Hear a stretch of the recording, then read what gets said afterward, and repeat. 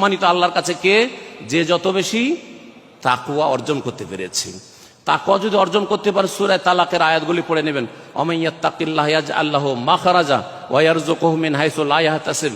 যেই ব্যক্তি আল্লাহকে ভয় করে, তাকওয়া অর্জন করে, যে কোনো পেরেশানিতে আল্লাহ তার রাস্তা সহজ করে দেবেন, রাস্তা প্রশস্ত করে দেবেন, এবং এমন জায়গা থেকে আল্লাহ রিজিক দেবেন যে আপনি কল্পনাও করতে পারেননি। চাকরি ছুটলো, এর চাইতে ভালো ব্যবস্থা করবেন। তাকওয়া অর্জন করতে হবে।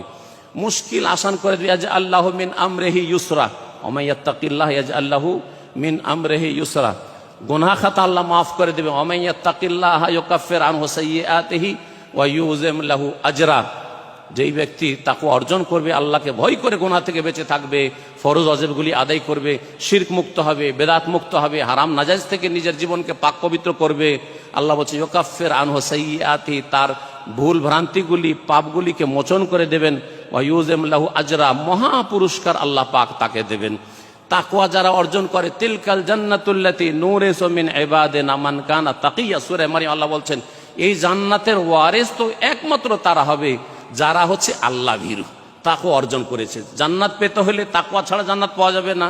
জান্নাত তৈরি করা হয়েছে উইদ্দাতুল লিল মুত্তাকিন, আল্লাহ ভীরুদের জন্য।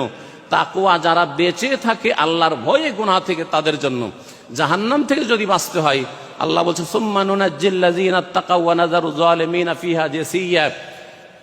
যখন পুল পার হবেন, যেটাকে পুল সিরাত আমাদের দেশের মানুষরা বলে, আল্লাহ বলছেন ওয়াইম মিনকুম ইল্লা ওয়ারিদ, সবাইকে পার হইতে হবে, আপনাকে আমাকে আম্বিয়া রাসূল সবাইকে পার হইতে হবে। কিন্তু সেখানে একমাত্র রক্ষা পাবে কারা?